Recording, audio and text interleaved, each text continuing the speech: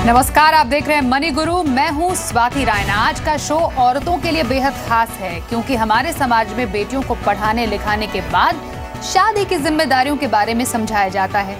फिर शादी हो जाती है और उसके बाद पति के साथ साथ घर की और फिर बच्चों की देखभाल, और अगर कामकाजी महिला है तो काम को भी देखना। और इसके चलते आप में से कई लोगों को अपने बारे में सोचने का वक्त ही नहीं मिलता होगा। और साथ ही अगर आप सिंगल हैं तो कैसे अपने बारे में सोचे, ये भी परेशानी होती होगी। तो आखिरकार एक सिंगल वुमन या फिर सिंगल मदर अपने भविष्य को सुरक्षित कैसे कर सकती हैं? बेहतर फाइनेंशियल प्लानिंग के जरिए, जिससे कठिन समय में कभी भी किसी के सामने हाथ फैलाने की जरूरत ना पड़े। तो आज हम मनी गुरु वुमेन स्पेशल में जानेंगे फाइनेंशियल प्लानिंग के 9 रूल्स, और इसीलिए हमारे साथ आज मौजूद हैं chief financial planner, certified financial planner Pooja Bhinde. Pooja, कैसे हैं आप? ठीक हूँ, थैंक यू स्वाति। पूजा, आज हम एक्चुअली सिंगल वुमेन और सिंगल मदर्स के लिए ख़ास तौर पर आज का मनी गुरु स्पेशल लेकर आए हैं, क्योंकि कई जो औरतें हैं जिनकी शादी नहीं हुई आजकल, कई जो लड़कियां हैं वो लेट शादी करती हैं कामकाज के चक्कर में, करियर के चक्कर में, और कई बार अच्छी तरीके से अपने लिए फाइनेंशियल प्लानिंग नहीं कर पाती हैं। और अगर उन औरतों की बात की जाए जिनकी शादी हो चुकी है लेकिन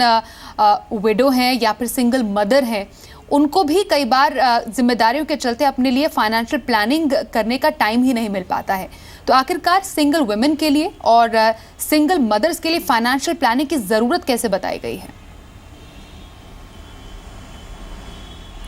जी स्वाति, काफ़ी अच्छी तरीके से आपने इसको बताया कि जो आजकल विमेन है, अगर फर्स्ट केस में देखा जाए तो वो लेट शादियां कर रहे हैं, करियर को ज़्यादा इम्पोर्टेंस दे रही हैं। लेकिन अगर हम रेशियो देखें काफ़ी एजुकेटेड विमेन जो हैं, एजुकेटेड फीमेल्स जो हैं, वो करियर को ज़्यादा इंपॉर्टेंस देके, उनको फर्स्ट प्रायोरिटी रख के शादी को एक सेकंड प्रायोरिटी रख रहे हैं। तो उनका फाइनेंस अगर आप देखें तो Dev already started planning for their finances, उनको ज़्यादा दिक्कत नहीं आ सकती है। लेकिन अगर हम रेशियो देखें तो अराउंड 60-70% महिलाएं अभी भी, उनके लिए फर्स्ट प्रायोरिटी है कि मुझे पढ़ लिखना तो है ही, बट मेरी प्रायोरिटी है मुझे शादी करना है, मुझे घर चलाना है। क्योंकि एक सोसाइटल एक इमेज हो गया, एक प्रेशर है कहीं ना कहीं आजकल। एजुकेशन दे रहे हैं लेकिन करियर को भी, हर शादी में अगर हम देखें तो लड़के वाले कहते हैं कि लड़की काम करे तो भी उनको दिक्कत है, पढ़ाई भी होनी चाहिए। तो ये सब सोसाइटी के बीच में रह के विमेन एक असमकस में हो जाती है कि मुझे करियर को ज्यादा ध्यान देना है कि हाउस होल्ड को ज्यादा ध्यान देना है। लेकिन यही कहूंगी कि जो सिचुएशन अगर आ जाए, समझो आफ्टर मैरिज अगर अगर विमेन विडो हो जाती है या सेपरेट हो जाती है, डिवोर्स हो जाता है, या ऐसी कोई भी सिचुएशन आ जाती है, तो आपकी प्रायोरिटी थी तो हाउस होल्ड घर चलाना। लेकिन अगर ऐसी कोई सिचुएशन आ जाती है तो आपको अकेले आपकी लाइफ बितानी है, अकेले लाइफ बितानी है। अगर आपके बच्चे हैं तो उनके साथ लाइफ बितानी है। तो आपको फाइनेंशियली आपने क्या तैयारी की हुई है। तो बहुत जरूरी है एक थंब रूल लेके चलना कि कोई भी सिचुएशन क्यों ना हो, आज की विमेन है तो उन्हें सब तरीके की जानकारी रखना बहुत जरूरी है। अगर आप मैरिड भी हो तो भी आपको आपके फाइनेंसेस कहाँ हैं और आपके नाम पे क्या क्या है, किस तरह से आपको आपके गोल्स की तरफ बढ़ना है, सब जानकारी होना बहुत बहुत बहुत ही जरूरी है। वाकई फाइनेंशियल इंटेलिजेंस होना बेहद ज़रूरी है, क्योंकि हम यहाँ पर सिंगल वुमेन की बात कर रहे हैं तो शुरुआत उन्हीं से करते हैं। अगर हम एक एवरेज एज ले, मे बी से 30s में अगर शादी होती है तो से बाय 33 या 34 मैक्सिमम अगर हमें ये एक एवरेज एज ले, तब तक फाइनेंशियल प्लानिंग सिंगल वुमेन की कैसे होनी चाहिए और उस लिहाज से उसको अपने गोल्स कैसे सेट करने चाहिए?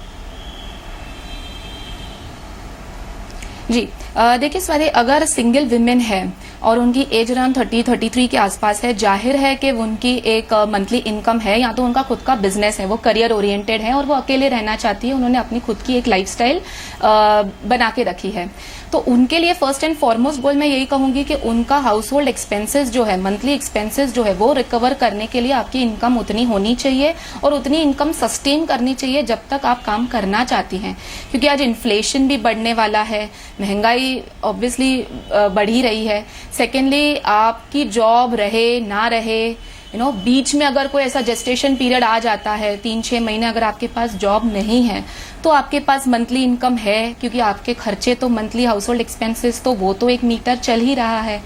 तो हाउस होल्ड एक्सपेंसेस आप कवर कर सकते हैं। वो आपका एक होना चाहिए कितने सालों तक आप काम करना चाहती हैं, और अकॉर्डिंगली सेकेंड इंपॉर्टेंट गोल इनका होना चाहिए रिटायरमेंट प्लानिंग, क्योंकि उनके पास कोई बैकअप प्लान नहीं है। हाँ, फैमिली सपोर्ट के ऊपर अगर वो डिपेंडेंट हैं कि वो हैं बट आजकल हम देखें कि इमोशनली सपोर्ट करने के लिए फैमिली होती है, लेकिन फाइनेंशियली सपोर्ट करने के लिए फैमिली होती है नहीं होती है हम कुछ कह नहीं सकते, अनलेस एंड अनटिल आपको कोई ऐसी सिचुएशन आ जाए। तो रिटायरमेंट तो एक एक करके इनफैक्ट हम सारे गोल्स जो सेट करने चाहिए एक सिंगल वुमेन को, उस पर हम बातचीत करेंगे, क्योंकि आपने शुरुआत यहाँ पर रिटायरमेंट प्लानिंग से की है। सिंगल वुमेन के लिए रिटायरमेंट प्लानिंग की इंपॉर्टेंस क्या है ये आपने बताया थोड़ा बहुत, लेकिन अगर हम सिंगल मदर की बात करें, क्योंकि सिंगल मदर एक 30 इयर्स ऑफ एज में भी हो सकती है, 35 में भी, 40 में भी, 45 में भी हो सकती है, depending on different stages of her life. किसी कारणवश सिंगल मदर है या फिर बाय चॉइस सिंगल मदर है, क्योंकि आजकल कई जो लेडीज़ हैं वो बच्चे अडॉप्ट भी करती हैं और वो सिंगल मदर कहलाती हैं। तो ऐसे में एक सिंगल वुमेन के लिए और सिंगल मदर के लिए रिटायरमेंट प्लानिंग की इंपॉर्टेंस कितनी बताई गई है, क्योंकि आमतौर पर हमने ये भी देखा है पूजा कि जो फैमिलीज होती हैं वो ज़्यादातर एक घर की लेडी के लिए प्लानिंग, फाइनेंशियल प्लानिंग करती है। तो ऐसे में एक लेडी को घर की कितना इंपॉर्टेंट होता है समझना कि उसके लिए रिटायरमेंट प्लानिंग कितनी इंपॉर्टेंट है। जी, सिंगल मदर के लिए स्वाति एक इम्पॉर्टेंट चीज़ ये है कि आप इन लॉज के साथ रह रहे हैं, आप आपके पेरेंट्स के साथ रह रहे हैं या आप अकेले रह रहे हैं, तो आप किस कैटेगरी में हो, आप डिपेंडेंट हो कि घर है मेरे इन लॉज का और मैं उन्हीं के साथ अपना फ्यूचर बिताने वाली हूँ या अपने पेरेंट्स के साथ, तो वो केस में डिफरेंट हो जाता है। और अगर आप अकेले रह रहे हैं तो आपको सारा का सारा प्लानिंग आपके हिसाब से आप ही को करना है। रिटायरमेंट इन लोगों के लिए बहुत ज़रूरी इसलिए है क्योंकि अगर वो अपने चिल्ड्रन के ऊपर डिपेंडेंट हैं कि बच्चे अगर कमाने की एज हो जाती है, बच्चों का एजुकेशन हो जाता है, उनकी शादी भी हो जाती है, लेकिन आप देखें ऐसे केस में बच्चों की भी तो फैमिली है, बच्चों की भी तो बच्चे आने वाले हैं, तो आप उनके ऊपर अपने रिटायरमेंट का कब तक आप सस्टेन रह सकते हैं या कब तक आप एक डिपेंडेंसी का थॉट लेके चलेंगे। तो आप आपकी रिटायरमेंट अगर खुद करें अभी से, क्योंकि आपने कहा अगर 30-35 की एज में या अगर आप कहो 40 की एज में भी अगर आपको लग रहा है कि हाँ मैंने अपने रिटायरमेंट के लिए कुछ नहीं सोचा है, अभी तो चलो मैं काम कर रही हूँ, बिजनेस है या तो कोई रेंटल इनकम आ रही है या मे बी सेपरेशन की वजह से एलिमिनी का पैसा है या तो फिर अगर डेथ है तो डेथ बेनिफिट इंश्योरेंस जो आपके हस्बैंड ने रखी होगी वो पैसा है, तो ये सारा का पैसा अभी के लिए ठीक है, लेकिन कितने साल आप चलाओगे। तो रिटायरमेंट अगर आप 60 का अगर हम एक एवरेज एज पकड़े कि वो एज तक अगर हम रिटायर कमा सकते हैं या इनकम आ सकती है, तो आप SIP शुरू करें रिटायरमेंट के लिए। 10% आपकी जो मंथली इनकम है वो आप फिक्स रखें कि मैं जो भी 30 साल 20 साल 25 साल जितने हैं मैं उसको मंथली 10% एक SIP में डाल दूं और 60 पे आप उसको आराम से एक बड़ी राशि आप यूज करें, आप उसको फिर पेंशन में डाल दें, आपको हर महीने आपके हाउस होल्ड एक्सपेंसेस का खर्चा वो पेंशन आपको देगा। तो रिटायरमेंट प्लानिंग आप सिंगल वुमेन हो या सिंगल मदर हो, क्योंकि आपके पास कोई बैकअप प्लान नहीं है, आप फैमिली के ऊपर डिपेंडेंट नहीं रह सकती हैं, आप आपके बच्चों के ऊपर भी डिपेंडेंट नहीं रह सकती हैं आज तो आपको पहला गोल है आप रिटायरमेंट प्लानिंग की तरफ आपको पैसा रखना जरूरी ही है। तो रिटायरमेंट प्लानिंग बहुत ज़्यादा इंपॉर्टेंट होता है। अगर सिंगल वुमेन है या फिर सिंगल मदर है तो शुरुआत आप जो अपने पोर्टफोलियो प्लानिंग की है वो ऐसी तरह करें कि बुढ़ापे में, मतलब बुढ़ापे का मतलब है 60+ में आपको कोई परेशानी ना हो आगे जाके, तो उसके लिए एक अच्छा खासा कॉर्पस आपको अपने लिए इकट्ठा करना है। ये आप अभी से इसकी तैयारी कर लीजिए। एक और नीड जो काफ़ी इंपॉर्टेंट होती है पूजा, वो होती है इंश्योरेंस की नीड, क्योंकि आजकल तो बहुत शुरुआत से ही जो पेरेंट्स होते हैं बच्चों के पेरेंट्स वो कहते हैं कि एक अच्छी लाइफ इंश्योरेंस पॉलिसी ले लो। अब एक जो सिंगल वुमन है उसके साथ उसकी फैमिली का बैकअप है, लेकिन जब उसकी शादी हो जाती है और किसी कारणवश वो सिंगल मदर बन जाती है तो ऐसा हो सकता है कि फैमिली बैकिंग उतनी ज़्यादा ना हो। कई फैमिलीज़ में होती है, कई फैमिली में शायद ना भी हो। तो इंश्योरेंस प्लानिंग कैसे की जाए और लाइफ इंश्योरेंस या फिर term plan for that matter लेना यहाँ पर कितना ज़रूरी हो जाता है?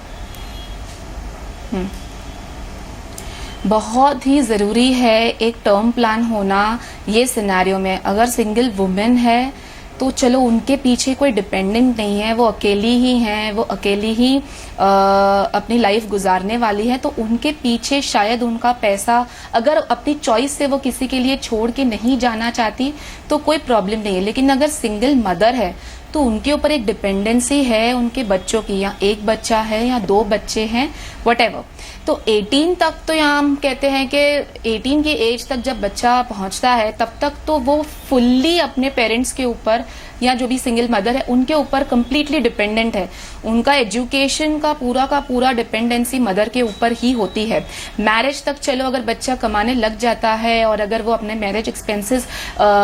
खुद उठाना चाहते हैं तो वहां से हम उन्हें छोड़ सकते हैं, लेकिन वहां तक बच्चा जब 20-25 साल तक का होता है तब तक आपको उन्हें लेकर ही चलना है। तो इस केस में सिंगल मदर अपने